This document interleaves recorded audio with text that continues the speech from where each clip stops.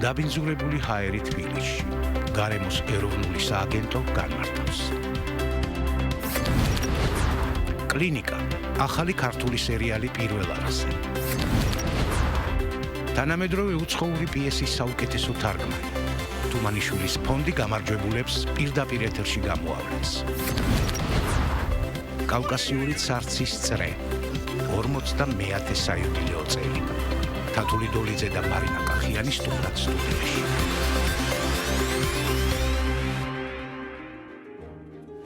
ჩვენ დავბრუნდით თქვენთან, მე მიხარია, რომ ეს კვირა ჩემი პირველი საეთერო დღე თქვენთან უნდა გავატარო. დღე მშვიდობისა ჩემო ძვირფასო ტელემაყურებლებო, დავით მოგესალმები. მოგესალმები ჩვენს ძვირფას მაყურებელს.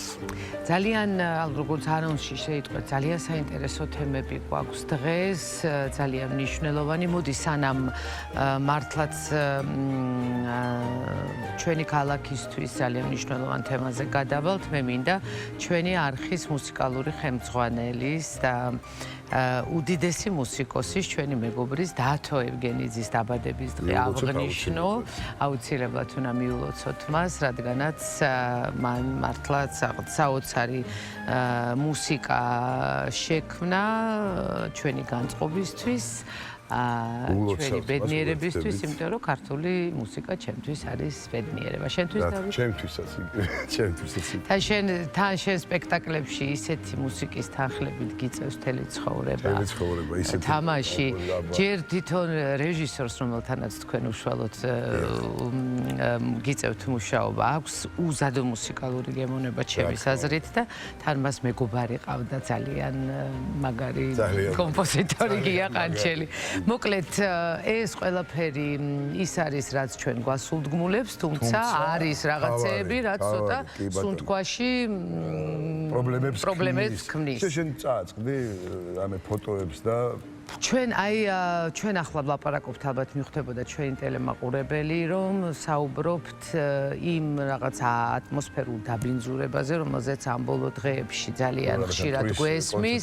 ნაწილაკებია რაღაცა მომატებული ზღვარს ასე. მომატებული ხანდახან ალბათ არის ხოლმე, მაგრამ ჩვენ ვერ ვატყობთ. ეს ის შემთხვევაა, როდესაც ვიზუალურად ჩვენ ამას ვხედავთ და აი ჩემი მეგობარი, რომელიც წავკიში ცხოვრობს, ის გვიგზავნის ხოლმე ფოტოებს და აი მართლაც იმდენად ვიზუალურად ძალიან კაფიოთ, ნუ აი სულ არ გჭირდება არანაირი ანალიზი და არანაირი კვლევა, თვალით ჩანს რომ რაღაცა ხდება ჩვენ თავს და მოდი ამ ჩვენს ულამაზეს ქალბატონთან, ჩვენს სტუმართან.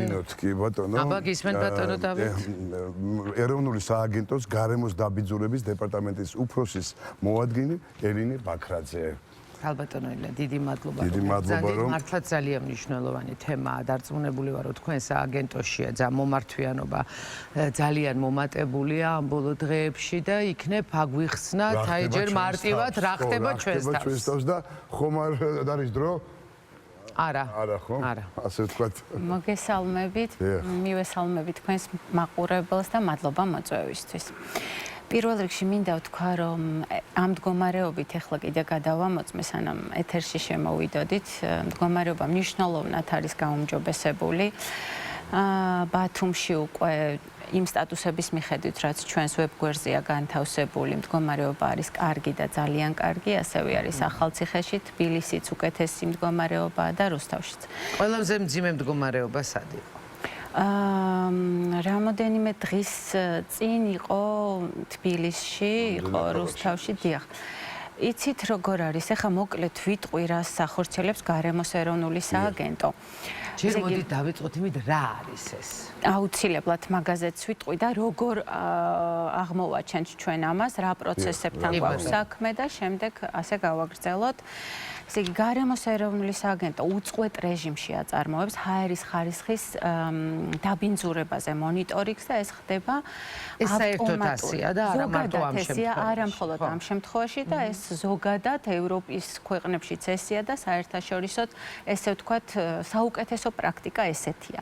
ავტომატური სტაციონარული სადგურების მეშვეობით ამჟამად არის 15 ავტომატური სტაციონარული სადგური და 3 მობილური, რომელიც განთავსებულია სხვადასხვა ქალაქებში, ეს ქსელი მზარდია და მათ შორის თბილისში არის 5. განთავსებული, ეს არის ყაზბეგის გამზირზე, ეს არის ვარკეთილი, წერეთელი, მარშალგელოვანი და ილიას ბაღში. ამ სადგურების მეშვეობით ხდება დამაბინძურებელი კონცენტრაციების დაფიქსირება ყოველწუთიერად და ეს დამაბინძურებლები არის PM10 და PM2.5, ეხლა რაზეც საუბარი მიდის, ეს არის მტვრის მცირე ზომის ნაწილაკები 10 და 22.5, არის ასევე აზოტის დიოქსიდი, გოგირდის დიოქსიდი, ნახშირბადის მონოქსიდი, ოზონი და ასე შემდეგ. მათ შორის იზომება მძიმე მეტალების კონცენტრაციები საერთაშორისო სტანდარტის მიერ აკრედიტებულ ლაბორატორიაში და ასევე ბენზაპირენი. ბოლო პერიოდში ამ თვეში, ასე რა ვთქვათ, 6 ნოემბრიდან გარემოს ეროვნული სააგენტოს მეტეოროლოგების მიერ დაფიქსირებული იქნა ეგრეთ წოდებული ტრანსსასაზღვრო შემოჭრა, როგორც ამას უწოდებთ ხოლმე და ეს არის მტვრის მასების გადაადგილება შორ მანძილზე და ეს კონტინენტებს შორისაც ხდება ხოლმე და ეს არ განსაკუთრებით იმათ აწუხებს გეოგრაფიულად, ვინც ახლოს არის ესეთ ქვეყნებთან, ეხლა უდაბნოს მტვერი იყო სამხრეთ აღმოსავლეთიდან და სამხრეთ დასავლეთიდან. ეს არ ხდებოდა მხოლოდ ჩვენი ქვეყნის ტერიტორიაზე, ბუნებრივია, როდესაც სამხრეთ აღმოსავლეთზე ვსაუბრობთ.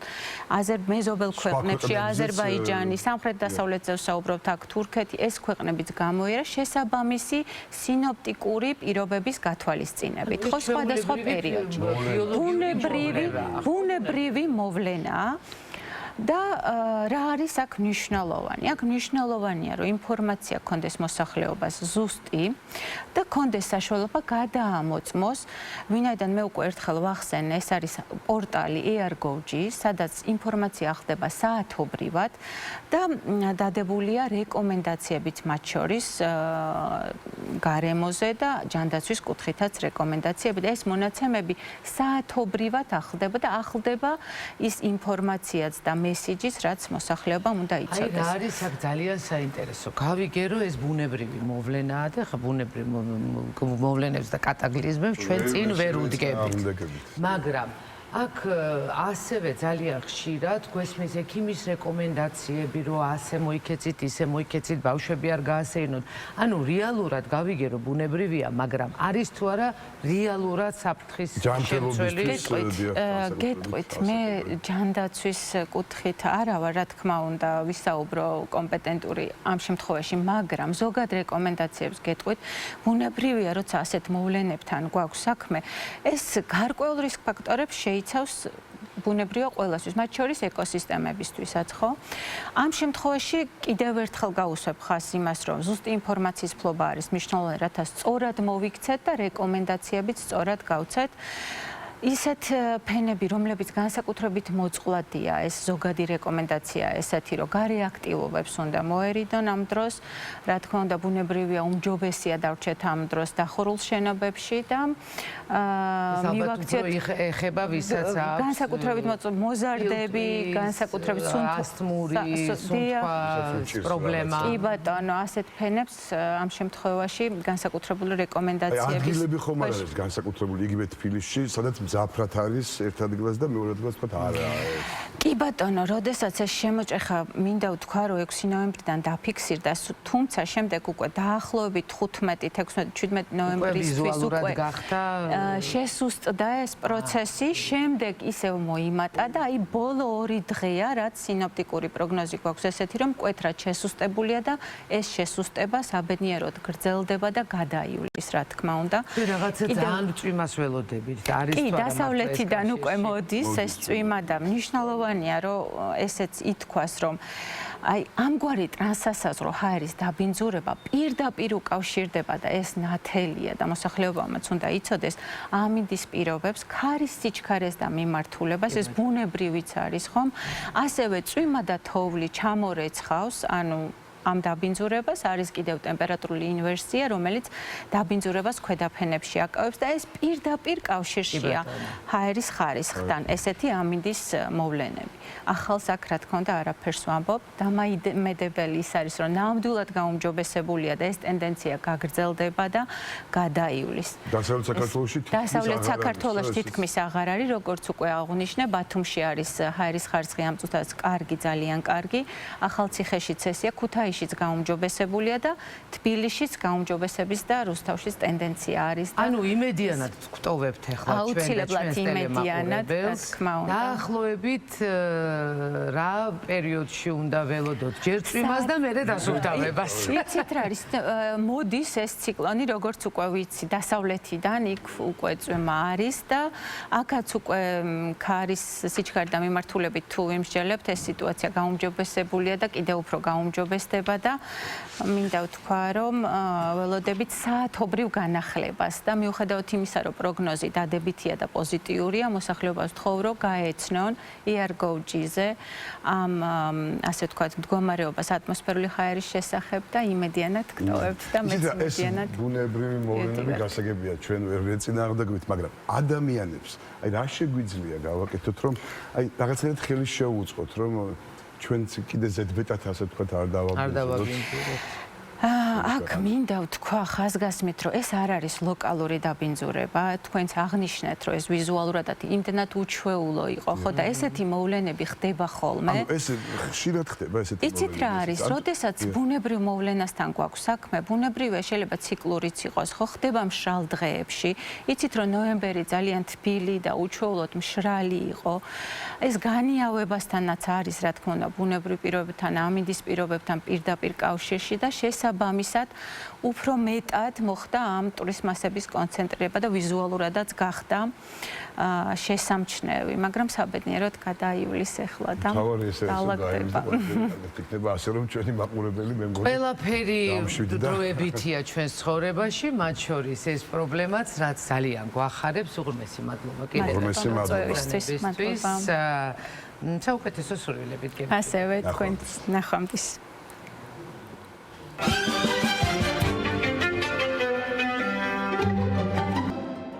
აგიკვირდებათ და ჩვენ დავბრუნდით. საზოგადოებრივი მაუწყებელი იღებს ახალ ტელესერიალს სახელწოდებით კლინიკა, რომელსაც მაყურებელი ჩვენს ეთერში სულ მალე იხილავს.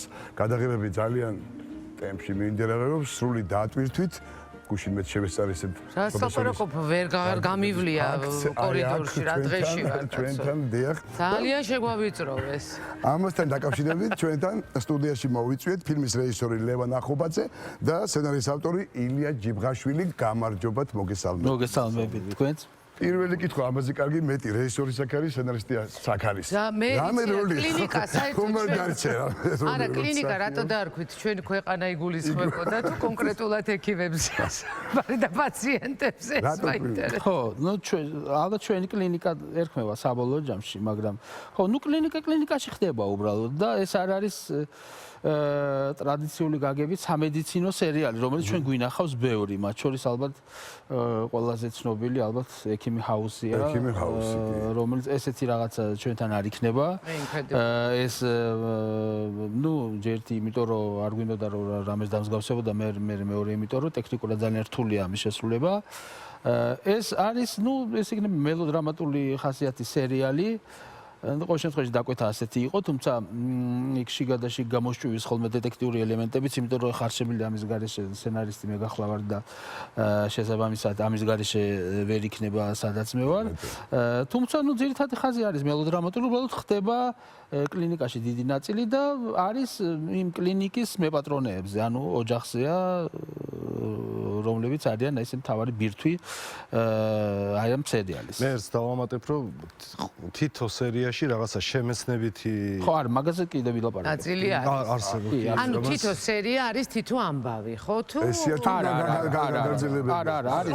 სრულიად. ანუ 30 სერია არის პირველი სეზონი, რომელსაც აქვს თავისი ისეთი სიუჟეტური ხაზი, ესეთი მთავარი სიუჟეტური ხაზი და შიდა სერიებს, რა თქმა უნდა, კიდე თავისი სიუჟეტური პერსონები ერთია, ამბავი, მაგრამ ამბავი არის თითო-თითო. არა, ეს არ არის, ეს ანუ დაიწყო, დამთავრდა და ვეღარ თუმცა ეს რასაც თქვენ ბრძანებთ, ეს არის გარკვეულწილად რამხრივ, რომ ერთი პაციენტი ერთ სერიაში გამოვაჯამთელეთ არ არის? ხო, არა, ერთი პაციენტი და შეიძლება ორ სერიაში. ერთი პაციენტი თავისი პრობლემით, კონკრეტული პრობლემით, ეს არის. ხო, აი ეს ვიგულისხმობ. ხო, ერთი, ანუ ეს აღმოჩენა, მე ვეცადე რომ ისე გამეკეთებინა, რომ ეს იყოს აღმოჩენა მაყურებლისთვის, რომ აი შეიძლება ამაზე არ უფიქრია, შეიძლება რაღაც სიმპტომებზე არ უფიქრია და არ დაუფიქსირებია, მაგრამ აი რაღაცნაირად ვცდილობთ რომ ეს შემეცნებითი ხაზიც ამაში იდოს. აი ხა შემეცნებას რაც შეეხება, ალბათ აქ მე არ ვიცი ახლა ექი, როდესაც არის კლინიკაზე საუბარი, როდესაც აქ არის პაციენტის და ექიმის ურთიერთობაზე ლაპარაკი, დიაგნოზის დასმაზე, მერე განკურნვაზე, ალბათ აქ სამედიცინო პერსონალიც უნდა ჩართულიყო ამ პროცესში, ხო? აუცილებლად. როგორ მოხდა ეს? სულ თქვენი ფანტაზიის ნაყოფია თუ მაინც ფანტაზიის ნაყოფი ხა ისე მოხდა რომ ჩვენი ორგანიზმი არ არის ჩემი ფანტაზიის ნაყოფი. შესაბამისად ვერ სერიალში ვერ იქნებოდა, მაგრამ ნუ კონსულტანტი უნდა თავიდან თითქოს ნაყოფილიყო, მე ისე მოხდა რომ დრო გავიდა და არ ყოფილა არავინ. დამეხმარა რა თქმა უნდა ჩვენი მეგობარი ინტერნეტი, ასევე დედაჩემი რომელიც ექიმია და ჩვენი მეზობელი ქეთი, ნუ დი. შესაბამისად ბევრი ახალი რამ გავიგე ჩვენი ორგანიზმის შესახებ. კეთდება ეს ამბე. კი. ახალებთან ურთიერთობა. რაც თავი აი როგორ მიდის და სიახლე თუ ეკნება ჩვენს მაყურებელს ახალი სახეების მხრივ ახალგაზრდა რა აი ლაპარაკობს და მე დავამატებ კი რა თქმა უნდა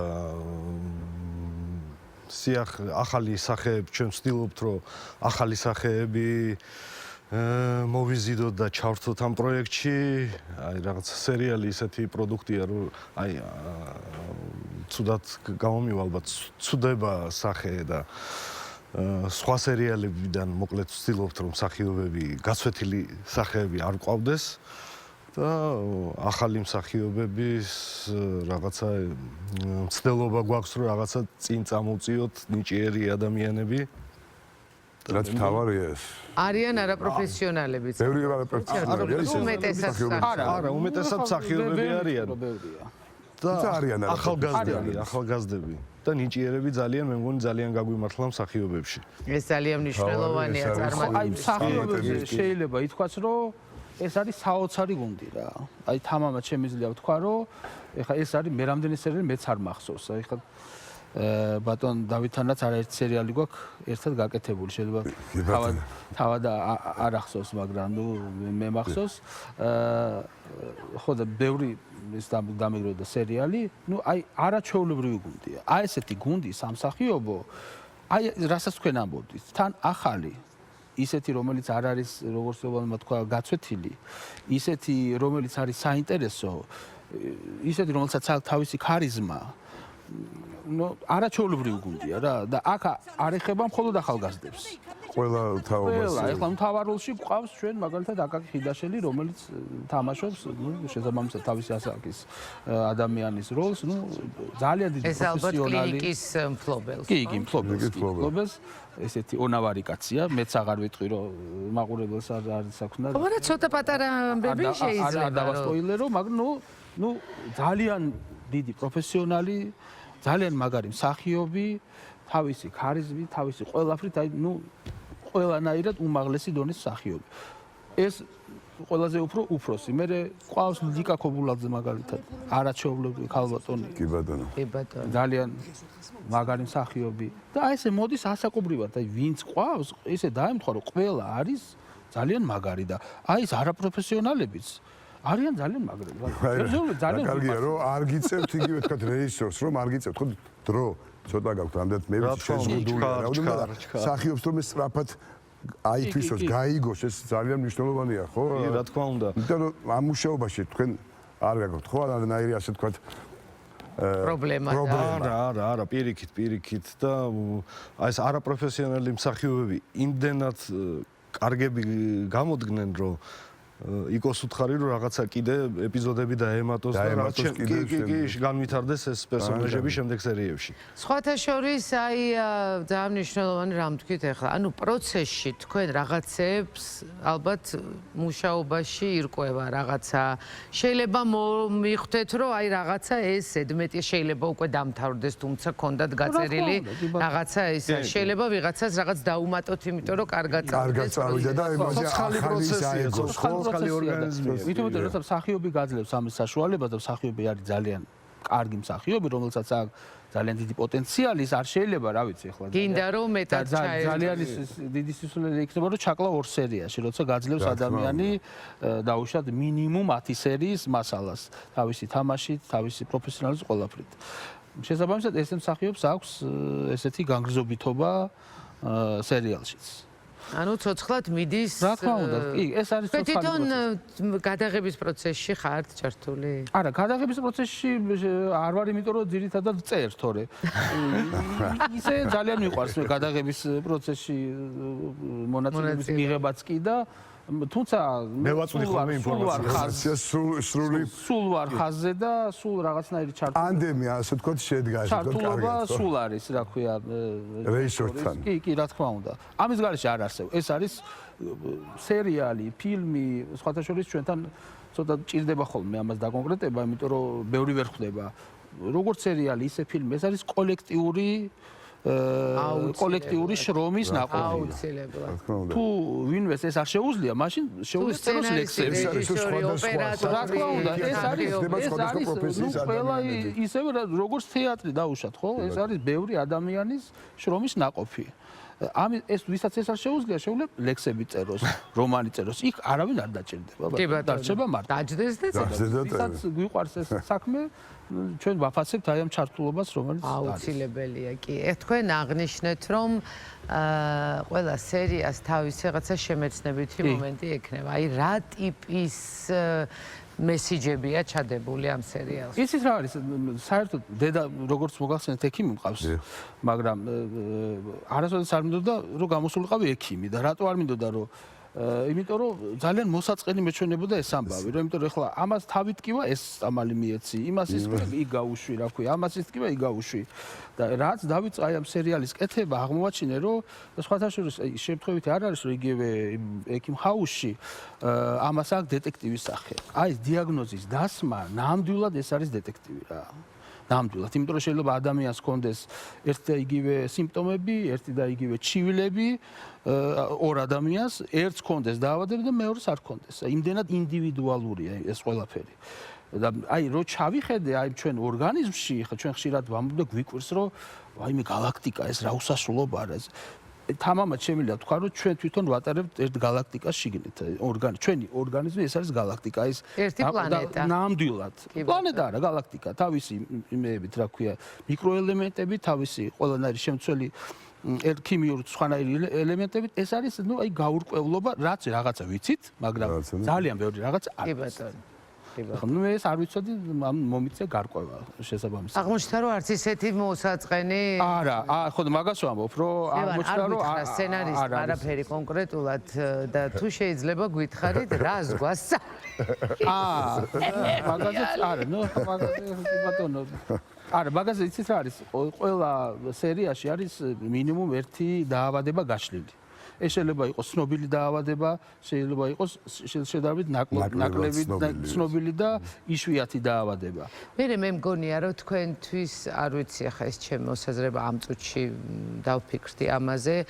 ალბათ მნიშვნელოვანია რომ ჩვენს ტელემაყურებელს ავუხსნათ დროული დიაგნოზის ჯამრთელი დამოკიდებულების შენი დიაგნოზის მიმართ რომ უნდა აუცილებლად მიიღო ეს პრობლემა, გაითავისო, ამას რაღაცა პანიკის და ზედმეტი ნერვიულობის გარეშე შეეცადო რომ ასე ვთქვათ ამას რაღაცა სხვა შეგნებით მიუდგე თვით მკურნალობაზე, აი მოგეცით ნახეთ ბატონო სცენარისტო წილში გიждდებით ძალიან თქოთ იდეები მაგრამ აი რასაც თქვენ ბრძანებთ ეს არის ძალიან მნიშვნელოვანი თვითმკურნალობა თვითონ აი ექიმთან სიარულის კულტურა ექიმთან სიარულის საჭიროება პირველივე სერიაში დევს რომ როგორც მინიმუმ უნდა მიხვიდე ექიმთან რაღაცა პერიოდი არის არნიშნავს რომ ყოველდღე იქ უნდა ეჯდე ხო ეს მეორე პრობლემაა მაგრამ აი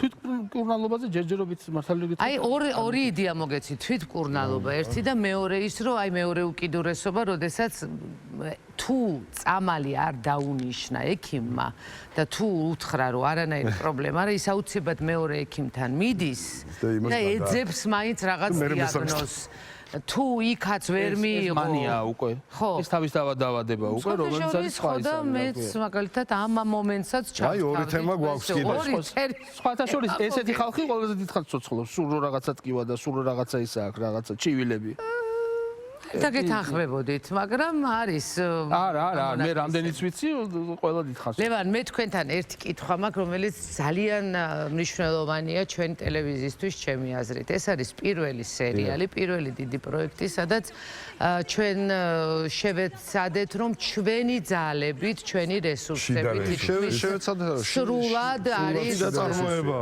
დიახ, კი.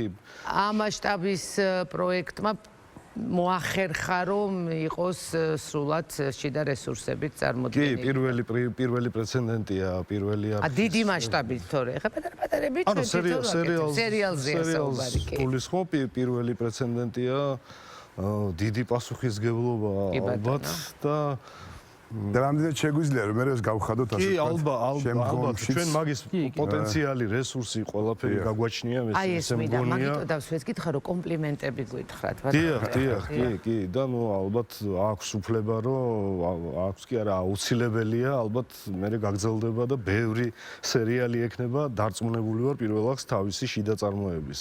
ანუ თქვენ გინდა თქვათ რომ სრულად დავაკმაყოფილეთ ყველა ტექნიკური კი, რა თქმა უნდა. პლუს ამას ჩვენ გადაღებები დავიწყეთ, სადაც ერთი თვეა ვიღებთ და ჯერ ამინდით ვსარგებლობთ და ექსტერიერებს ვიღებთ და მე შემდეგ გადავალთ პავილიონში, მაგრამ შენობებშიც აქაც ძალიან ბევრს იღებთ, გუშინაც დაგინახეთ ახალი და ლამაზია ეს შენობა, რომ არ შეიძლება და არ გამოგვეყენებინა. კი, და რაღაცა დიდი ნაწილი გადავიღეთ თვითონ აქ შენობაში. მე ჩემი ამბავი მაინტერესებს, ვინ იქნება მუსიკალურად. ეს საკითხი მეც დავსვი სხვათა შორის. ჯერჯერობით მეც არ ვიცი, ამიტომ ველოდები.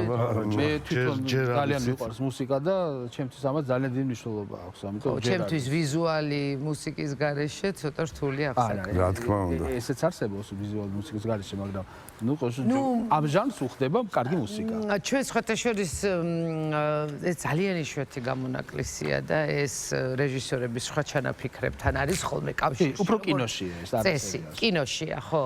და ძალიან იშვიათია იმ კინოშიც კი და იქ რაღაცა სხვა მესიჯი არის ეს და თან უხდება, შევთანხმდეთ კადრს მუსიკა. არა, სერიალში ეს არის აუცილებელი, ეს არის მესიჯი მთავარი. როგორი საინტერესოა, ესე იგი ამაზე კიდე ცალკე გვექნება ნიუსი, როდესაც გავიგებთ ვინ იქნება მუსიკალურად. უბრალოდ ერთი მუსიკა არის სადღაც ფილმის სერია 30%-ია.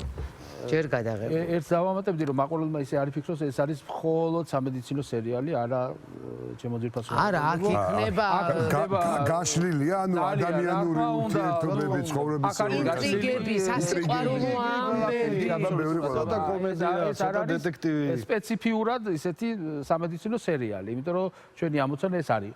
ჩავთვალოთ რომ ეს არის სერიალი, რომელიც ნაწილიც ხდება კლინიკაში და რომლის მთავარი პერსონაჟები არიან კლინიკის მფლობელები. ეს არის ხო, ნუ ეს არის მოდელი, ასე ვთქვათ. ხო, ეს არის. ეს არ არის მოკლედ წმინდა სამედიცინო სერიალი, სადაც ლაპარაკი იქნება რაღაცა ისეთ დეტალებზე, სამედიცინო დეტალებზე. ძალიან კარგი. როდის უნდა ნახოს მაყურებელმა, ხო აი როდის გელოდოთ ეთერში? გაზაფხულს, მარტში ვფიქრობთ რომ გაზაფხულისთვის ძალიან კარგი. დავასრულებთ. სრულად 30-ვე სერია იქნება გადაღებული და უკვე მერე დაიწყება ეთერში მისი. დიახ. პარალელურად მონტაჟის პროცესიც მიდის. უკვე ესე იგი სერიოზული შედეგები გვაქვს. მასალაც დევს ესე იგი, ასე ვთქვათ. კი, დაგროვდა უკვე საკმაოდ ბევრი მასალა დაგროვდა. ესე იგი მარტში გვექნება უკვე ჯერ ალბათ არიცით როგორი გრაფიკი იქნება ეთერში, ეს ყველაფერი ჯერ არ ვიცით. პროგრამების ასე ვთქვათ, გადასაწყვეტი იქნება ალბათ ეს. მე კი თქვენ ძალიან დიდ წარმატებებს გისურვებ. დიდი წარმატებები. მაინც გადახედეთ შემდგომში ეგება და გრიმს გავიკეთებ. არა.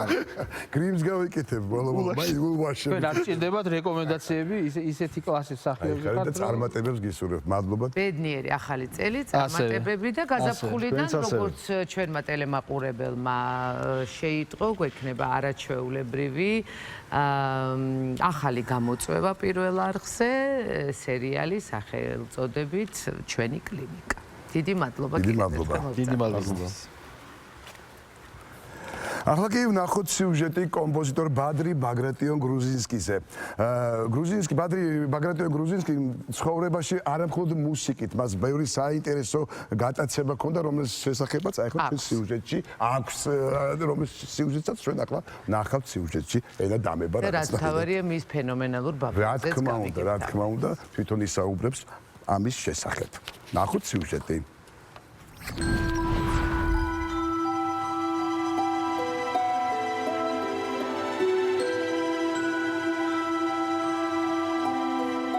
ეხლა ვიმყოფებით ერთაწმინდაში, ჩემთან სახლში.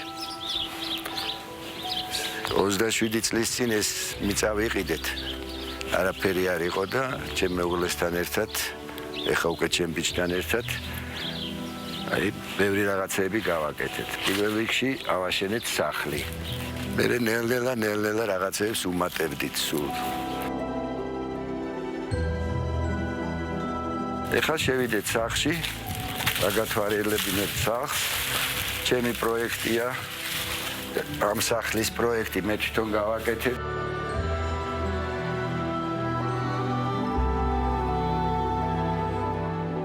აი ეს პროექტი ჩემი პროექტია. ცოტა უცნაური პროექტია, მაგრამ მე მგონი ცუდი პროექტი არ არის.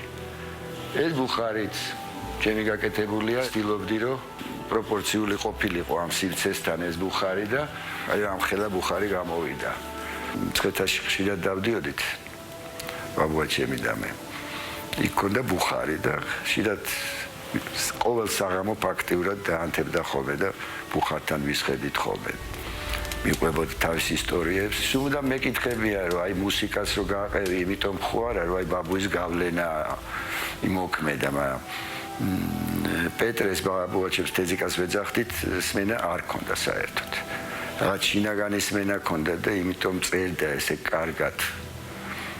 მარცვლებს ისე აჯენდა სიმღერაში ხოლმე, ხა არ ჩათვალოთ რომ ხა ბაბუას აკებსო ეს რეალობაა და მაგას ვერ გავექცევით რომ საოცრად ესე იგი შინაგანი სმენა ქონდა, იმიტომ მუსიკას ისე მოარგებდა ტექსტს რომ თითქოს განუყოფელი იყო მუსიკა და ტექსტი ერთმანეთისგან. თითქოს ერთად დაიწერა, არა და მუსიკა სხვამ დაწერა, პეტრემ ტექსტი დაწერა.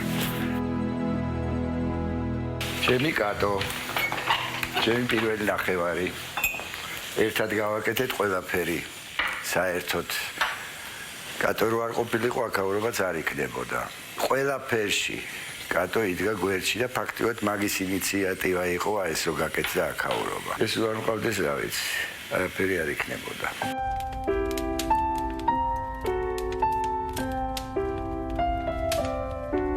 ბევრს უკითხავს რატო ბუხარი, ამდენ ბუხრებს რო ვაკეთებ. რაღაცა სიტყვა მაგ ბუხართან დაკავშირებით, მარტო ისგან რომ გავთბე. მოგონებები მაგ ძალიან კარგი. თეზიკასთან მცხეთაში ხოლმე ძირითადად იქ ქონდა ბუხარი, თბილისში არ ქონდა ბუხარი. აღნიშნე კიდეც რომ უყვარდა ბუხართან ჯდომა და ესე კიკავდა ნაცარს ხოლმე თეზიკა. ერთხელ ძალიან კაი ისეთი კადრი იყო. ბუხრის გვერდზე პანჯარა აქვს თეზიკას მცხეთაში და გარეთ თოვდა საშილად თოვდა. ულამაზესი იყო კადრი და ბუხარი ენთო. თეზიკა მოცებს ლექსი წაიკითხა.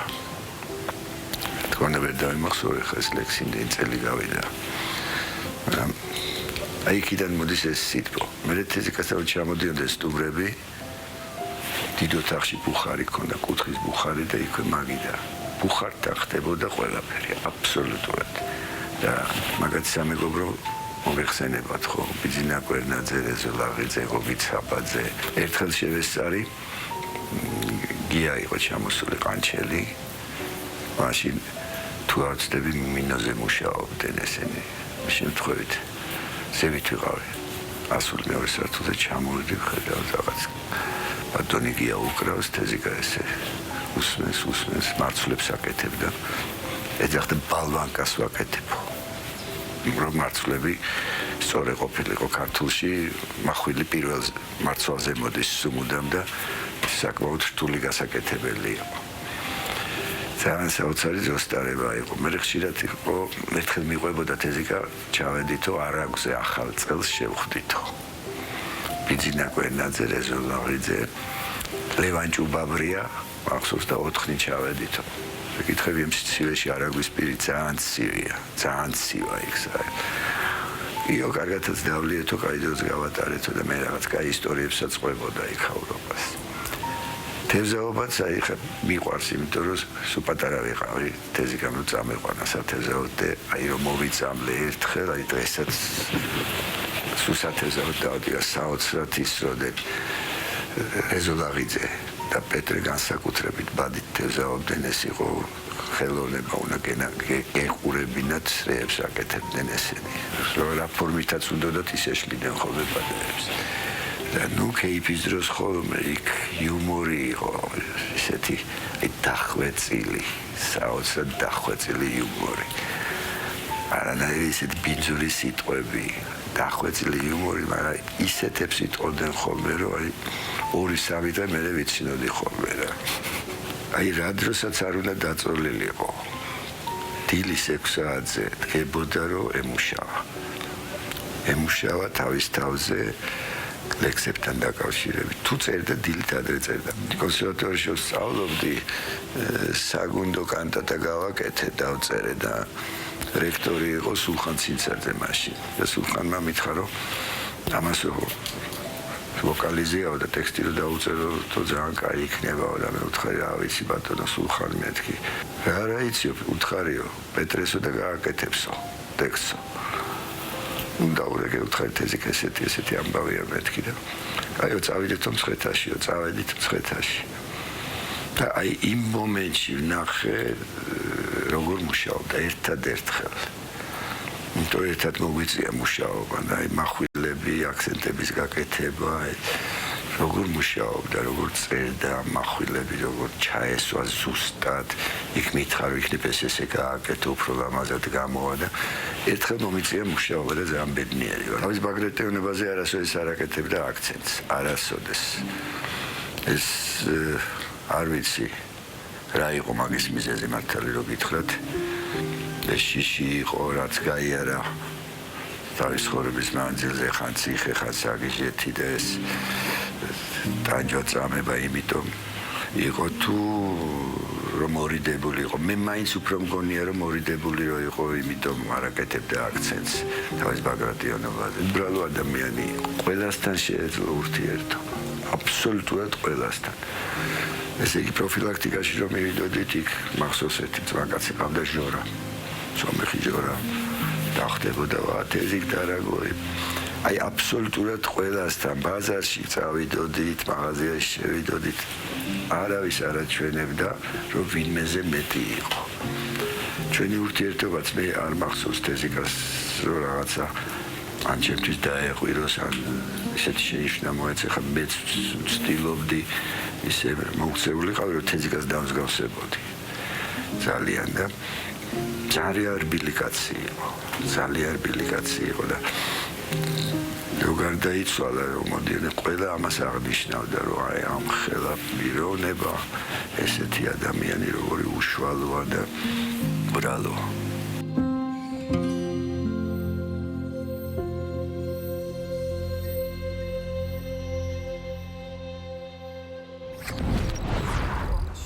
ოხ რა კაი ადამიანები გაიხსენა, რა საოცარი სიუჟეტი იყო. მართლაც ძალიან დიდი ადამიანები ყავდა და საბედნიეროდ ყავს დღესაც. და გვეყოლება კიდევაც დარწმუნებული ვარ. აუცილებლად ასე იქნება და ახლა სწორედ ძალიან მნიშვნელოვან ადამიანს გავიხსენებთ კიდე და ორი უმშვენიერესი ქალბატონი გვიზის უკვე სტუდიაში.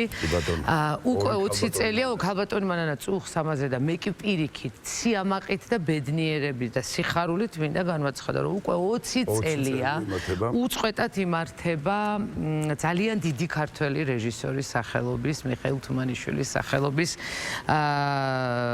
ფონდის მიერ კონკურსი საუკეთესო თარგმნილი პიესები. კი ბატონო, რომ და ქართული. ორი. რომელიც აჯილდოვებს გამარჯვებულებს ფულადი პრემიით და პრიზით თუმანიშვილის ვაშლი. აი ეს ვაშლი ახლა უკვე სტუდიაში გვაქვს. ძალიან მიხარია წარმოადგენ ახლა ჩვენს სტუმრებს მანანა ანასაშვილი რეჟისორი ჟიურის წევრი და ქალბატონი მანანა ანთაძე ამ დამფუძნებელი ფონდის თუმანიშვილის ფონდის და ხელმძღვანელი რომელიც უკვე 20 წელია მართლაც ძალიან დიდ საქმეს აკეთებს ქალბატონმა ნუ გერიდებათ იმიტომ რომ ეს არის საქმე რომელიც მე რაც ყველაზე ძალიან მიხარია არის ის რომ ეს ითარგმნება და რაც მთავარია გადადის ყველა თეატრის ასე ვთქვათ ფონდში ხო ასე შეიძლება ითქვას შეუძლია ყველას რეჟისორებს ყველა რეჟისორს ყველა მსახიობს შეუძლია გაეცნოს ამ ასე ვთქვათ პიესებს შეუძლია ყველას გამოიყენოს ეს პიესა მოდით ქალბატონო მანანებო დავიწყოთ ამაზე საუბარი დავიწყოთ მოდით ჯერ იმით თუ როგორია ეს კონკურსის წესი როგორია შესაძლებელი ცოტა რამ აი ამ კონკურსის წესები ჩვენ ვიცით რომ უკვე წლევანდელიც უკვე გამარჯვებულები პრიზი იქნება მანანა ჟიურის წევრია მოგესალმებით დავიწყებ ამ და მანანამაც არ იცის ჯერ გამარჯვებული ვინ არის ეს ჩვენ ეხლა გავიგებთ ეხლა გაიგებს ყველა და მანანაც ეხლა გაიგებს იმიტომ რომ მე ასე წესი მაქვს ჟიურის წევრები დამოუკიდებლად აფასებენ ამ მონაწილეებს. ქალბატონმა რამდენი ჟიურის წევრია? იცით რა, მე მყავდა სხვადასხვა დროს სხვადასხვა. ბოლო წლებია 3. აი ახლა ბოლო 6-7 წელია 3 ჟიურის წევრი და იყო დრო რომ მყავდა 40 თავიდან დრო დავიწყე ძალიან ბევრი სკოლის მოსწავლეებიც კი ჩავრთე ამ საქმეში და აი ბატონი რობერტიც იყო ჩემთან ჟიურის წევრი ბევრი რეჟისორი იყო უნდა გითხრათ რომ რობერტ სტურა საკმაოდ მკაცრი ჟიურის წევრი იყო.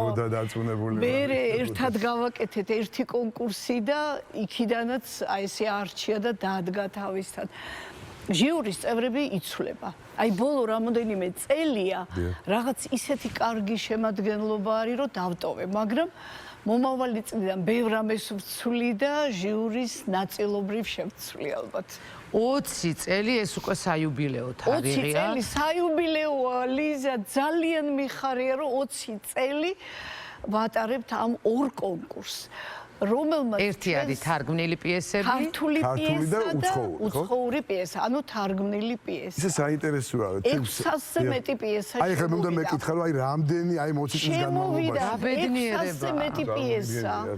მაგრამ რამდენი გადავიდა ქართულ სცენაზე?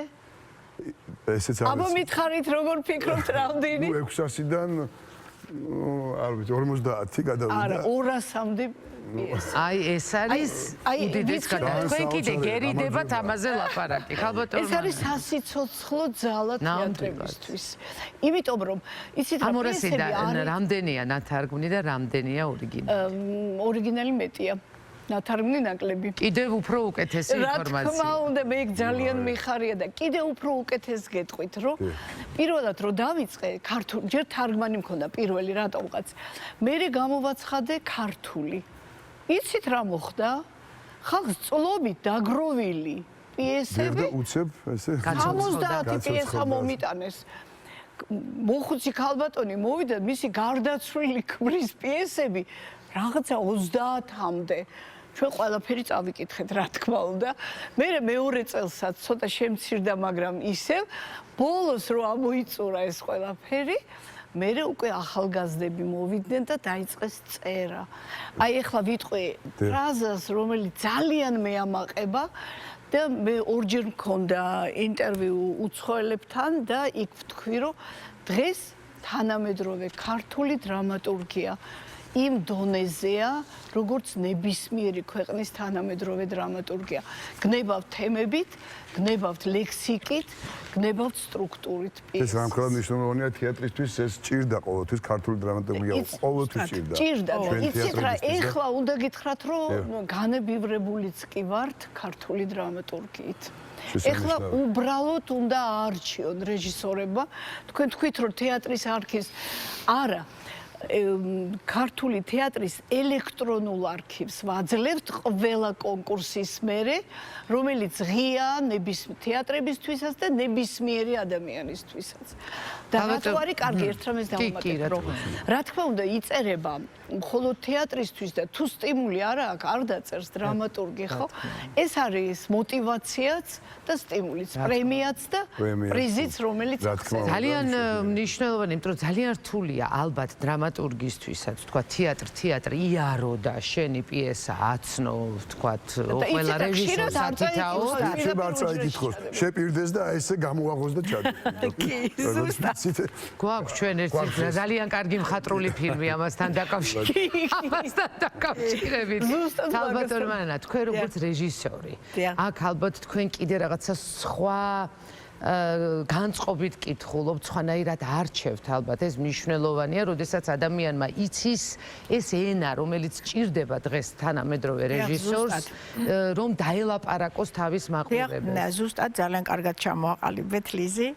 და კარგი და არაჩვეულებრივი ის არის, რომ არ ახარ შეზღუდული ფონდის მიერ და მანანას მიერ არჩევან შენი თვალთახედვით წერქულებს. და არც ვიცით სხვა ერთმანეთის ვინ რამდენი ქულა დაწერა, აი ხა რა მოეწონა? აი ხლა გავიგებთ ვინ მიიღო ყველაზე მაღალი ქულა, მაგრამ და ჩვენ სამივეს ალბათ ჩემს კოლეგებსაც ამ ჟურის წევრებს გვაქვს ჩვენი კრიტერიუმები, რის მიხედვით დაუწეროთ უფრო მაღალი ქულა. მე მაგალითად პირადად ყოველთვის ვფიქრობ, რომ ეს პიესა, რომელიც ეხა თარგმანი გვაქვს ამ შემთხვევაში, ხო? ეს პიესა, რომელიც ითარგმნა, რამდენად უკვე გამოცდილია იმ სამყაროში, სადაც დაიწერა, იმ ქვეყანაში, სადაც დაიწერა, დაიდგა ნეტა თუ არ დაიდგა.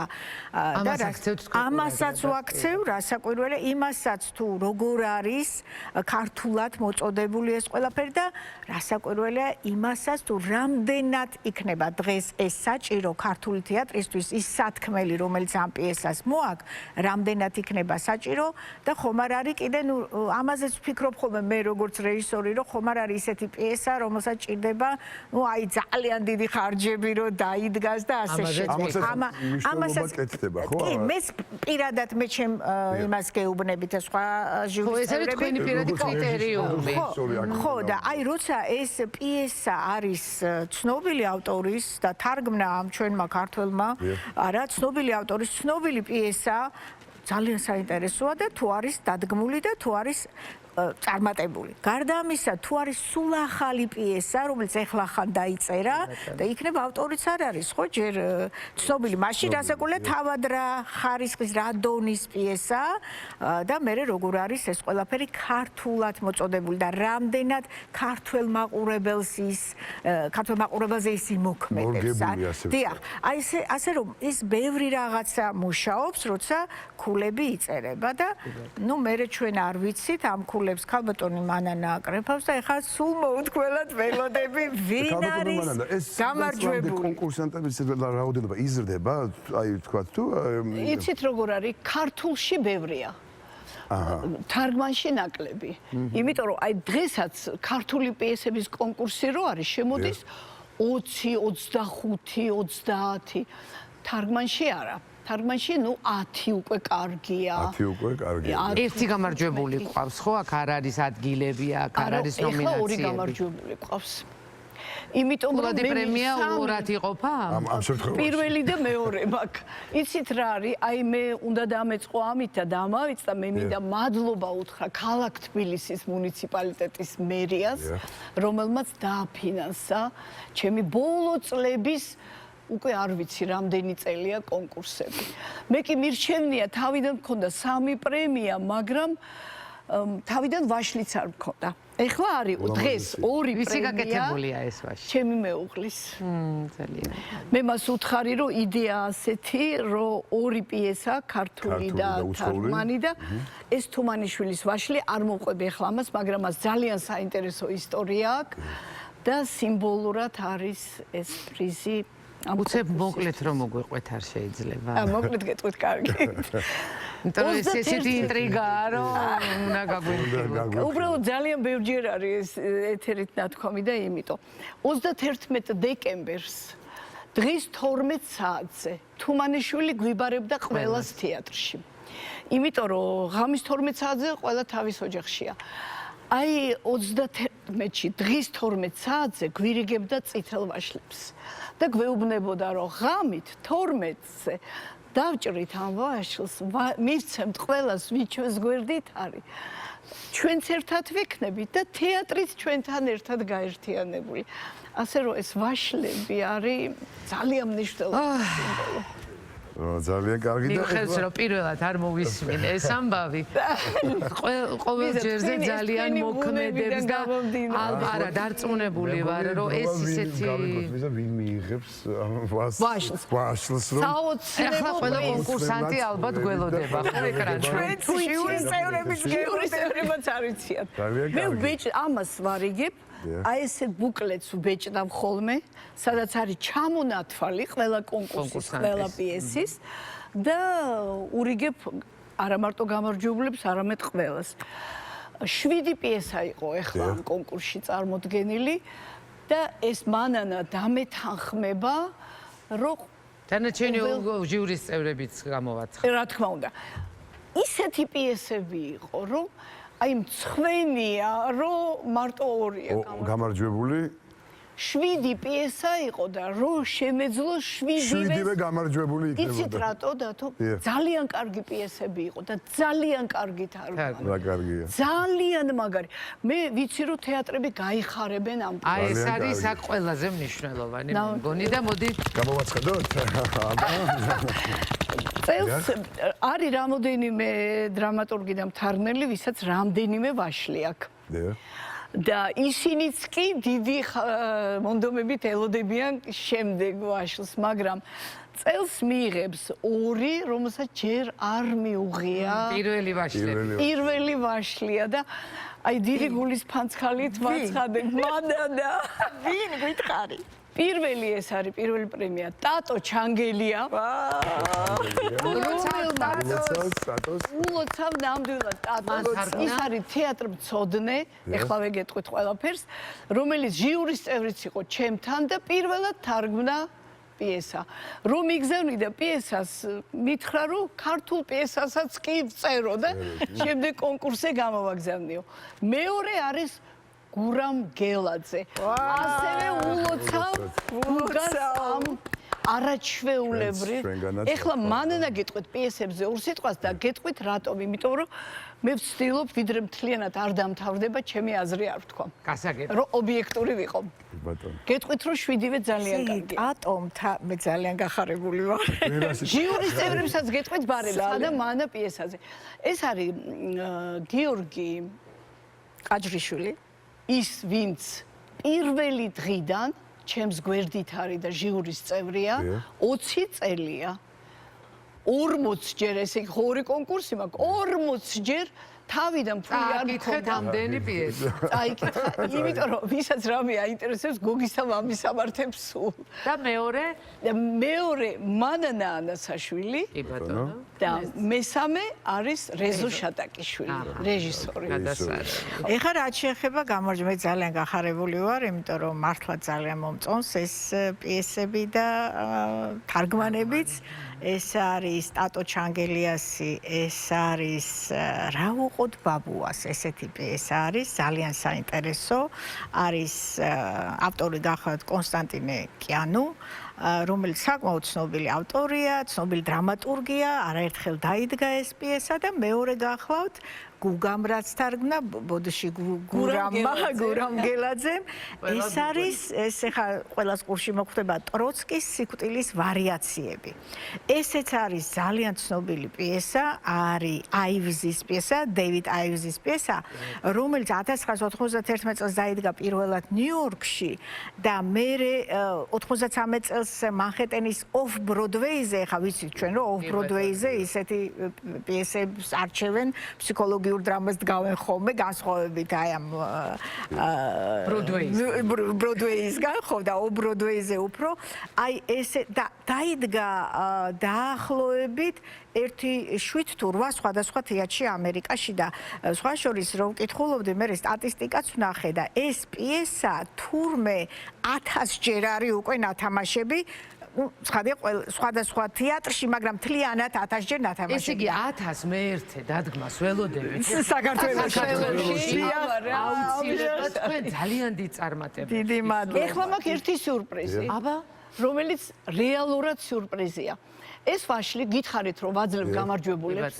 გარდა დრამატურგებისა და მთარგმნელებისა, ეს ვაშლი აქვს სხვა ღვაწლმოსილ ჩემი აზრით ადამიანებს, მაგალითად, სოხუმის თეატრის ხელმძღვანელს დათოს, რომელმაც შეინარჩუნა და განავითარა, ცხინვალის თეატრის ხელმძღვანელს გოჩას, ასევე ამ დამსახურებისთვის, ნინელი ჭანკვეტაძის ფესტივალზე რამოდენიმე თეატრს განსაკუთრებული პიესებისთვის მივეცი გოგი ყაჯრიშვილს როგორც ღვაწლმოსილ ნამდვილად ეკუთვნოდა ჟიურის მეორე ასევე ჟიურის წევს ეს სიურპრიზია ვაძლევ მანანა ანასაშვილს რომელიც ორი წელი არ ყოფილა თუ 3 მარტო დანარჩენი სულ იყო მანანა გილოცავ ამას ხარდარაღადარია დიდი მადლობა იმიტომ რომ ქალბატონო მანანა, სულ რამოდენიმე დღის უკან ახლა ცრემლებით თვალით უნდა კითხოთ ბოლო კითხვა და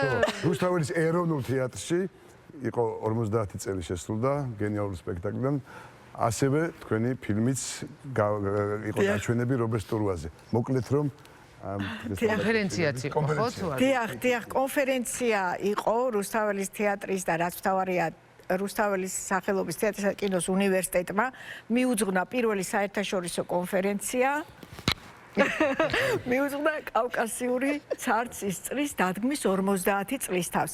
ნამდვილად იმსახურებს ეს. დიახ, რასაკვირველია და ჩამოსულები იყვნენ უცხოელი თეატროლოგები, ძალიან მაღალი რანგის თეატროლოგები, ისეთი მეცნიერები ჩვენს დარგში, რომელსაც აქვს ბრეხტზე დაწერილი არაერთი წიგნი, ოქტავიანს ასევე აქვს ჰამლეტზე დაწერილი წიგნი, მოკლედ ძალიან მნიშვნელოვანი ხალხი იყო ჩამოსული და დაიწყო ჩემი ფილმით ეს კონფერენცია, ჩვენ უჩვენეთ ფილმი რუსთაველის თეატრში, ფილმი რო დამთავრდა შემოვიდა ბატონი რობერტი და აი ამ ოქტავიან სიაუმ, რომელსაც დაწერილი აქვს სხვა წიგნები და არის ძალიან დიდი სპეციალისტი ბრეხტის დარგშიც და შექსპირის დარგშიც წაიყვანა დიალოგი ბატონ რობერტთან. ეს იყო მართლა ძალიან საინტერესო იყო, როგორც ყოველთვის ბატონმა რობერტმა ისეთი პასუხები რომ ორი ინტელექტუალის ჯამი.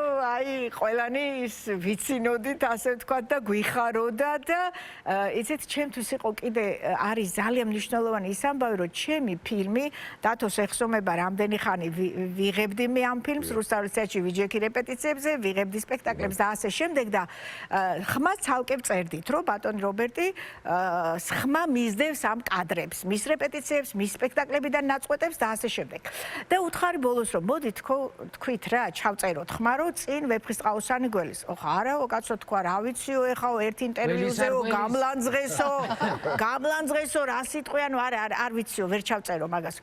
ჩავწეროთ ბატონო რობერტ მე ვთხარ და მე დავამონტაჟებთქო და თუ არ გამოგვადგა ამოვიღებთქო ნახოთ იქნება არც მოუხდეს ფილმის ეს თქო ამოვიღებთქო და ფილმი თავდება ესე. წინ ვეფხისტყაოსანი გველის და ეხლა ბატონ რობერტი დგავს ვეფხისტყაოსანს. ჩვენ ყველანი ველოდებით. აი, რა ვიცი, როგორი სიხარულით და როგორი მოლოდინით რომ ეს იქნება კიდევ ერთი ახალი შედევრი და მე ვარ ისეთი ბედნიერი რომ დაშინებით დავამთავრეთ ფილმი ესე რომ წინ და არა და 18 წლის წინ იყო ეს ამბავი. კარგით რა. გილოცავთ ბაშს რომელიც აიმე დიდი მადლობა. ეს ჩემთვის ძალიან დიდი პატივია ჯერ მიხეილ თუმანიშვილის ვაჟი. მე მანანას მადლობა და დიდი წარმატებების გემშვიდობებით საუკეთესო სურვილებით უпростоრად პატარა ჭრის მე ისევ დაუბრუნდებით აუცილებლად.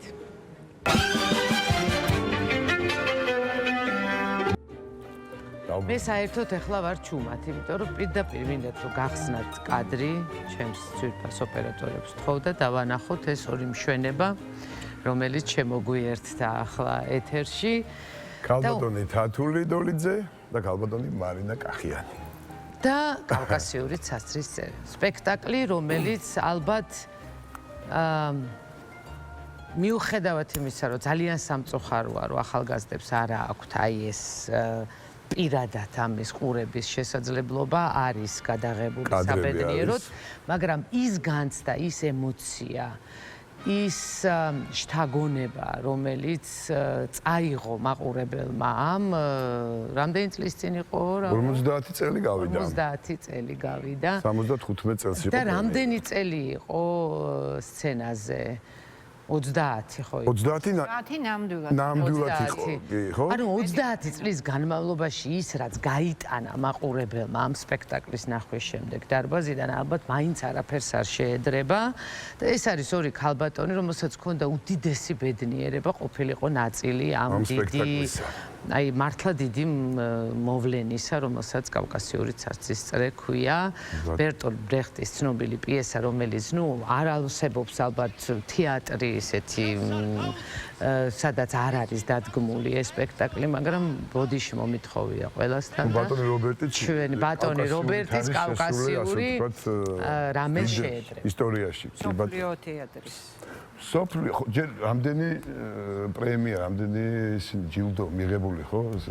მთელი ქვეყანა მოიარა სპექტაკლმა. წარმატებები, რამდენი წარმატება საგაზეთო, საჟურნალო, სასწაული ხდებოდა და მე კეთილი შურით მშურს რომ ჩვენ კი მივიღეთ ერთად სხვა სპექტაკლში რობერტ რუას ასე თქვა ისიც დიდ სპექტაკლში კაცი ადამიანში კი მაგრამ სამივე ხო სამივე ერთად დიახ მაგრამ კავკასიურში სამწუხაროდ მე ვერა სამწუხაროდ მაგრამ თქვენ რომ ქალბატონო ჯერ ქალბატონო თათული უფრო ადრე როგორ თქვენ როგორ მოხვდით საერთოდ ამ თქვენს როლზე გრუშეზე ეს რა რთული შეკითხვა დამისვი ახლა შენ არა ნუ აი ესე თქვა არა მე მანამდე ვიყავი სპექტაკლი თქვენ თავიდან არ ვიყავით ხო თავიდან ვიყავით თქვენ ეპიზოდი მქონდა ეტლში ეპიზოდი დიახ მე იმაზე ვამბობ გრუშეზე ვამბობ და 2 წლის მერე 2 წლის მერე უკვე შემიყვანეს აი ამ გრუშე ბაჩინაძეზე და ქალბატონო თათული ამ დროს უკვე იყო ძალიან პოპულარული 2 წლის განმავლობაში უკვე იყო ძალიან პოპულარული და ამიტომაც ძალიან დიდი სიფრთხილე გამოიჩინა მთელმა თეატრმა, მაგრამ მათი დაჟინებული მოთხოვნით მე არანაირი სურვილი არ მქონდა ამ როლის თამაშის, იმიტომ რომ უკვე თამაშობდა სხვა ადამიანი მშვენივრად. აპირებდი თუ არის თქმას?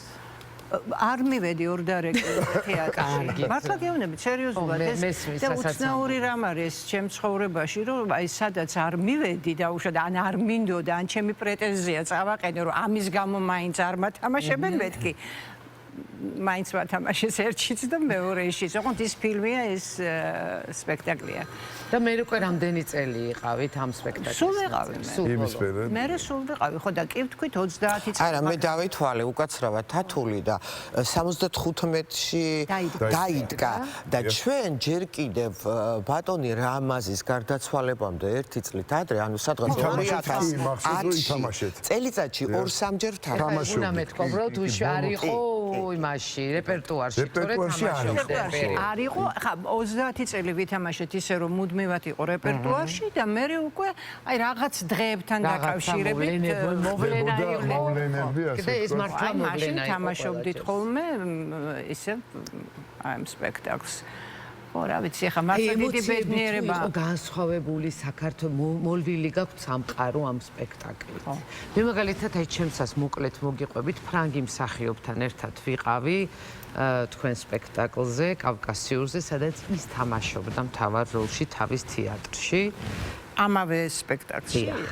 და რომ გამოვედით მაშინ ფოსტიდან შეიძლებოდა საერთაშორისო ზარის გაკეთება მხოლოდ და მთხოვა რომ ფოსტაში წამიყვანეო და დარეკა რეჟისორთან და მახსოვს გამოვიდა ძალიან ხო ტაში ვერ დაუკრა და მე ძალიან გავბრაზდი რომ რა ბოღმა ყოფილა და რომ გამოვიდა იქიდან მითხრა რომ მე ხა დაურეკე ჩემ რეჟისორს და უთხრა რომ მე აღარასდროს ამ სპექტაკლში აღარ ვითამაშებ.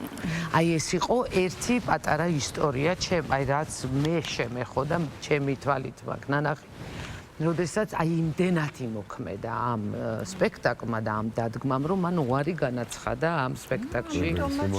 აი თქვენი ემოციები რო გაიხსენოთ რა. ემოციები ჩვენ უკვე ისე ვიყავით მიჩვეულები ამ დიდ წარმატებას, ახლა პირველი სხვა არის, მაგრამ მე უკვე რომ არა მართლა მე სულ ვამბობ ხოლმე რომ მაინც ჩვენს მოსახლეობას ვერ წარმოუდგენია აი ამ ხელა წარმატება რაც ამ სპექტაკლს ამასაც და რიჩარდსაც და მეფელიერსაც მაგრამ აი ეს მაინც ეს მაინც პირველ ადგილზეა კავკასიური ხო და ვერ წარმოუდგენიათ ზოგი ალბათ ფიქრობს რომ გადაჭარბებულია ახლა ეს რაც იწერებოდა რაც კიდე იმ ყველაფერი არ არის თარგმნილი რაც იწერებოდა სხვათა შორის რატო ასე არასერიოზულად ექცეოდა იმ წლებში მაინც არ ხდებოდა ესე გაშუქება ფოტოები იმდენი და არც გაშუქება ასე ძალიან სერიოზული ნუ კი ხანდახან იწერებოდა რაღაცეები რასაკვირველია მაგრამ აი ახლა რაც ხდება ხოლმე რომ რაღაც წარმოუდგენელი გონია რომ ისეც ვნახავ რომ მეორე არც მინახავს გავსი არაფერი ისეთი რეკლამა აქვს ხოლმე სპექტაკლსაც ფილმსაც ნუ ალბათ კარგი ალბათ საჭიროა ნუ დრომ მოიტანა ესეც და ალბათ საჭიროა და ჩვენ მაყოფილდებოდით იმით რაც იყო და არც გქონდა მეტი პრეტენზია სხვათა შორის ხო და გაბატონო მარინა თქვენ რაღაცა ძალიან ჩაფიქრებული ჩავფიქრდი გეტყვით ახლა რატომ როდესაც დაიდგა კავკასიური საცისტრე თქვენ წარმოვიდგინოთ მე ჯერ სკოლაში ვსწავლობდი და ბავშვები მაწვილები ჩვენ ვოცნებობთ და გვაქვს ხოლმე სანუკვარი ოცნებები ფანტაზიები და ძალიან ხშირად ვფიქრობთ რომ ეს ჩვენ გვსიამოვნებს მაგრამ ეს ჩვენ არ შეგვეცემა. მაგრამ ეს წარმოუდგენელია, რომ ეს ოცნებები ახდეს და მე სხვათა შორის, როცა წლები გადის, ჩვენ უკვე შუა ასაკში შევდივართ და აღმოვაჩენთ, რომ და გონია რომ რაღაცით უკმაყოფილო ვართ, რაღაც ისე არ გამოგვივიდა. ძირითადად ხო ადამიანები ვართ უკმაყოფილოები. ვაბრალებთ ვიღაცებს, ბედისწერას და ხანდახან რომ დაფიქრდები. შენ ოცნებები უკვე შეგისრულდა და არაერთი. და ერთ-ერთი ესეთი ოცნება, რომელიც არც ფიქრობდი, რომ შეიძლება შესრულებული იყო კავკასიური ცერცის წრე.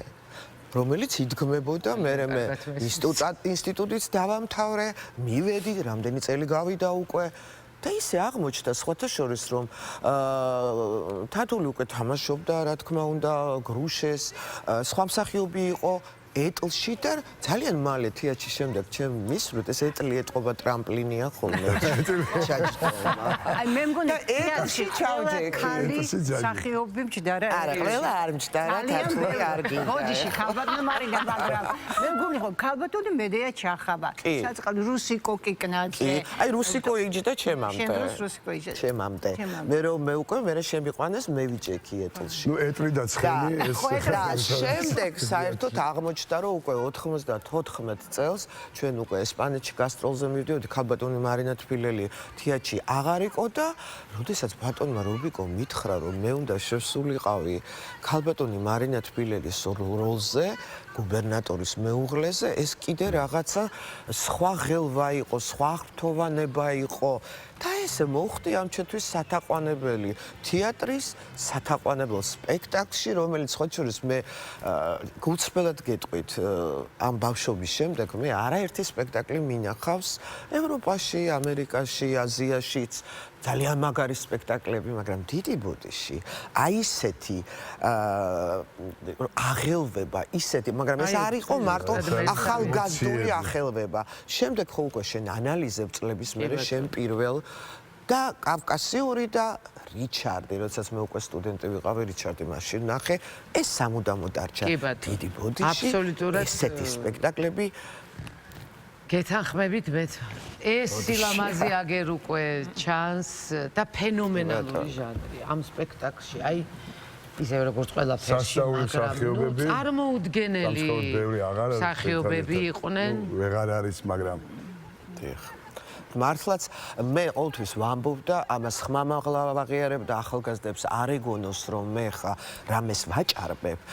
აი ის ოქროს თაობის დროს, ოქროს ხანის დროს ბოდიში რუსთაველის თეატრში როგორი მსახიობებიც იყვნენ მამაკაცები, ქალბატონები, ძალიან უფროსი თაობის თუ შემდეგი ცოტა ნაკლები თაობის ყველა ევროპის დიდ თეატრს დაამშვენებდა და ძალიან ცოტა თეატრია და სხვათა შორის მე მეფელირო რომ ვახსენე ნიუ-იორკში თქვა ეს სხვათა შორის როდესაც ჩვენ მეფელირი ვითამაშე ხა კავკასიურზე ლაპარაკობ მაგრამ რატომ ვამბობ გეტყვით ესეც ამ თეატრის პროდუქტია და შვილია იქ რა აღინიშნა იცით და ეს ძალიან დიდმა მსახიობმა და კრიტიკოსმაც დაეთანხმა იქ ამერიკელი რომ ისეთ რომ არისო დასებიო სადაცო ერთი დიდი ვარსკვლავიაო უდიდესი მსახიობი და დანარჩენებიო აი ეს არის თეატრიო სადაც ერთი დიდი უდიდესი ვარსკვლავია მაგრამ გარშემო ყველა დიდი მსახიობიაო და ეს ხმამაღლა ითქვა ის არა რომ კულუარებში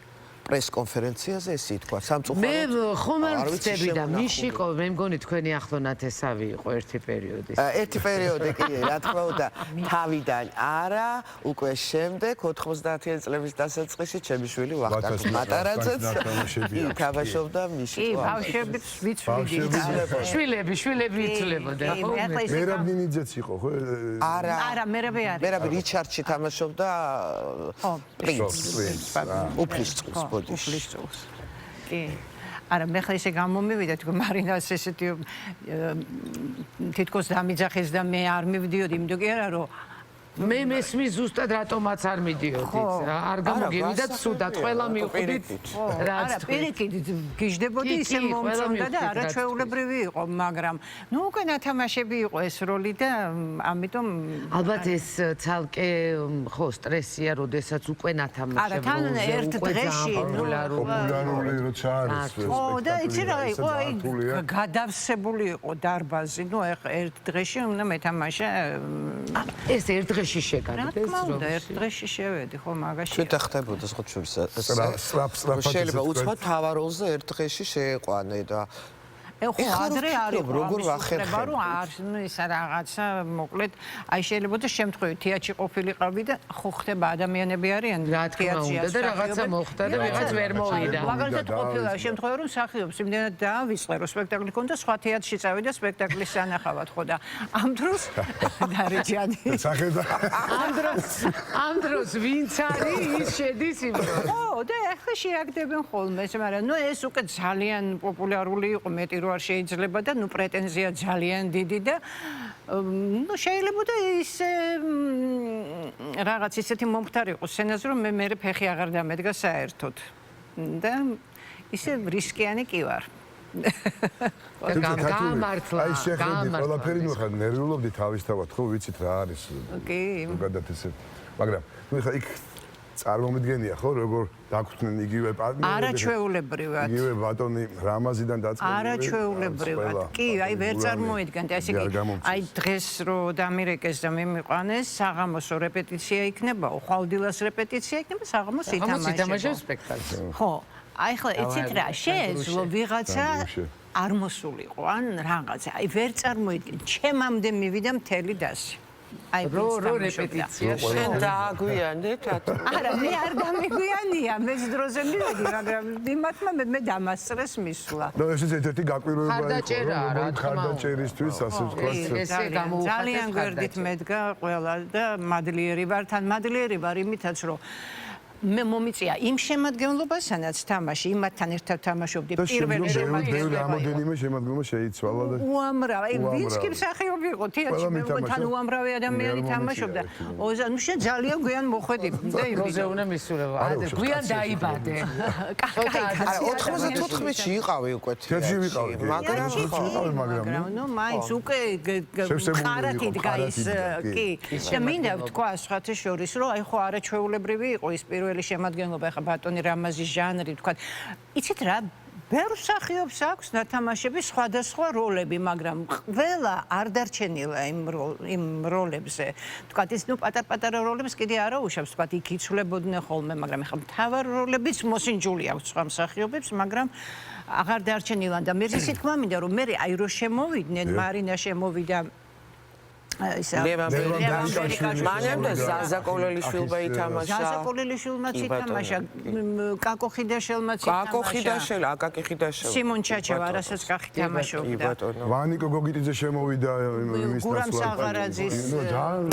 ხო, ნუ აი უამრავი პარტნიორი გარშემო აი და ძალიან ეს ისეთი საინტერესოა და ძალიან კარგია. დარეჯან ხარშილაძე, ლიკა ჭავჭავაძის ნაცვლად და აი ვინც შემოვიდნენ, მე ახალგაზრდები ამბობდნენ, ვისაც ნანახი ქონდა ის ძველიც და მე ნახეს ეს ვარიანტი დაუშვათ. თან ომის მერე კიდე რაღაც რეპეტიციები ქონდა, რომ მოსკოვში მივდიოდით და საჭირო გახდა, რომ მაინც ჩაეტარებინა რობიკოს რეპეტიცია და ამბობდნენ, რომ აი ესენი ახლებიო, ვინც შევიდნენო, აი მაინც რაღაც ახალი, აი ტემპორიტმი სპექტაკლის რაღაც აი უფრო ესეთი გახდაო მობილურიო ხო რაღაცნაირად სხვათა შორის ერთადერთი მსახიობი მე რამდენადაც ვიცი ხა ზუსტად არ მახსოვს ამბობდნენ ხოლმე რამდენ 500 რაღაცა თუ რა 800 სპექტაკლი და თამაში ჯემალ ღაღანიძე აი ჯემალ ღაღანიძე არ შეცვლა არა იყო რომ დაუშვათ ვიღაცები აი ერთხელ ითამაშეს რაღაც როლი და მეტი აღარ ავად გახდა ვიღაც და იყვანეს რაღაცაზე ვიღაცამ ორჯერ ითამაშა ვიღაცა დარჩა აი ჯემალ ღაღანიძე რომელმაც ყველა სპექტაკლი ითამაშა ბატონო ეროსის აქ თამაშობდა თუ გახსოვთ ხო არა ეროსი ბევრი სპექტაკლი არ თამაში ეროსის რამოდენიმე სპექტაკლი დათამაშა მე ნანახი მაქვს კი როგორ არა მაქვს ნანახი არა მაშინ კი ტრისტან სალარიძე ნათელში ამყოფოს ტრისტან ყველაიძე ჟანრის წამყვანი ითამაშა ანუ ორი დუბლებად იყვნენ თითქოს არა იყვნენ არა მე მგონია ეს სამ-სამჯერ გქონდათ ნათამაშები აი ეს დროს გასაგებია რა მაგარია ისეთი მსახიობი ხარ რომ ჩეპე შეგიძლია გააკეთო და აი ეს დღე ნახევარში შეხვიდე სპექტაკლზე აი ეს არის ელიზა საქმე თან ალბათ ეს ცოტა უკაცრავად ალბათ იმიტომ რომ რაღაც ნაწილი იყავით ყველა ხო მაგის თქმა მინდოდა ხა მე ვიყავი ამ სპექტაკლში აი ყველა სპექტაკლს თავისი რაღაცა მუსიკალური პარტიტურასავით აქვს ხო და აი ეს ყურში ხომ მქონდა დაუშვათ აი იგივე ეს ტემპორით რასაც ვეძახი მე აი იმას თუ არ აყევი სპექტაკლისას აი შეიძლება ჩავარ გამოვიდეს რომ ჩააგდე რაღაც სცენარობის ნაწილი თუ არა ხო აი ეს თუ მთლიანად შენს ყურში არა გაქვს შეიძლება არ გამოვიდეს ეს ამბავი და ხშირად ალბათ ამის ბრალი იყო კიდე სხვა მსახიობები რო შედიოდნენ თქვათ რომელსაც არ ქონდათ რეპეტიციები გავლილი და აი აქ ვერ აყვნენ შეიძლება სპექტაკლს შეიძლება თორე ისინი საერთაშორისო მსახიობები იყვნენ და ნუ ალბათ სურვილი ქონდათ რომ მოესინჯათ რაღაცა ხო არ არის ეს გასაკუთრებული იცით რა შესაქმე აი განსაკუთრებით ვიტყვი კავკასიური და რიჩარდი ისე დადგმული სპექტაკლები იყო ეს ორივე სპექტაკლი რომ შეიძლება რაღაცა შენი ოდნავ ფერი შეგეტანა მაგრამ არ ქონდა უფლება რომ რაღაცა შეგეცვალა. ინტონაციაც კი ხანდახან იგივე კავკასიურში ზუსტად იყო გათვლილი. მე ვამბობდი ხოლმე, იცით რომ რაღაც სიმფონიასავით არის მეთქი, რომ ხო არ შეიძლება სიმფონიის დროს რაღაცა სხვა ნოტი დაუკრა. ასევე იყო აი კავკასიურის და რიჩარდის. მუსიკალურად სხვათა შორის ძალიან კარგი შედარება. ჩემთვის კავკასიური შეიძლება სიმფონიასთან. და რიჩარდისაც ყველა რობიკოს ყველა სპექტაკლი ასეა. ხო, მაგრამ აი განსაკუთრებით ეს ორი სხვათა შორის. ხო, ნუ ხა თან მუსიკაც ბევრი იყო ამ სპექტაკლში. არა, მე მუსიკას არ გულს მესმის შენ ტექსტი მე რაც თუ იმას ანუ ტექსტის მუსიკალობა, ტექსტის სრული პალიტრა, მთლიანი. და იგივე ის მოძრაობებსაც, აი ნუ დადგმული. მოკლედ ეს იყო საოცრება, რომელიც თუ ვინმეს შემთხვევით, ეხა ჩვენი ტელემაყურებლები და ნანახი არა გაქვთ, სამწუხაროდ ჩვენ აღარ გვაქვს იმის ბედნიერება.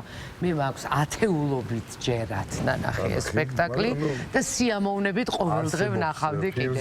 თუ არა გაქვთ ვინმეს ნანახი, აი უბრალოდ თუ გინდათ ბედნიერება შეიგრძნოთ ცოტა ხნით, მაინც ჩაუჯექით ამ ლიზა, იცით რა სპექტაკლს. შეასაქმე? იყო ცოტა ხნის წინ და ვისაც ნანახი ქონდა, იმან დიდი სიამოვნებით უყურა ისე, მაგრამ ვისაც არ აქვს ნანახი, ტელევიზიით მაინც ვერ მიხსება. დიდი მადლობა. ევთხი ზუსტად, მაინც ვერა, მაგრამ მაინც ძალიან მაგარია. დიდი მადლობა. საუკეთესო სურვილებით, გემშვიდობებით, უღრმესი მადლობა. წარმატებებს გესურვებთ. შეხვედრამდე. ჩვენ კიდევ გემშვიდობებით მომავალ შეხვედრამდე.